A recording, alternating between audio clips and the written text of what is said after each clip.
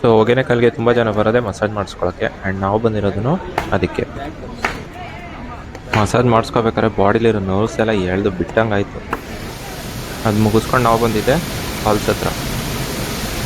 ಇದ್ರ water pressure ಬಾಡಿಲಿರೋ pain ಎಲ್ಲ ಕಿತ್ಕೊಂಡು ಹೊಟ್ಟೋಯ್ತು. ಸೊ ಅದಾದಮೇಲೆ ನನ್ನ ಫ್ರೆಂಡು ಬೇಡ ಬೇಡ ಅಂತ ಇದ್ದಾನೋ, ಆ ಕೆಂಪು ಕಲರ್ ನೋಡ್ಬಿಟ್ಟು ಫಿಶ್ ತಿನ್ನಬೇಕು ಅಂತಂದ. 2 ಫಿಶ್ಶು ಫ್ರೈ ಮಾಡ್ಸೋದಕ್ಕೆ ಹಾಕ್ದ. ಮತ್ತಿ ಮೀನು ಯಪ್ಪ ಕುರ್ಕುರೆ ತಿಂದಂಗೆ ತಿಂತಾನೆ. ಹಾಂ ಹಾಂ ಹಾಂ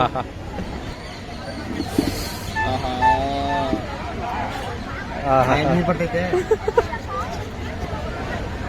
ನೀವೇ ತಿಂತಾನೆ ಈಗ ಸೀನೇ ಇಲ್ಲ.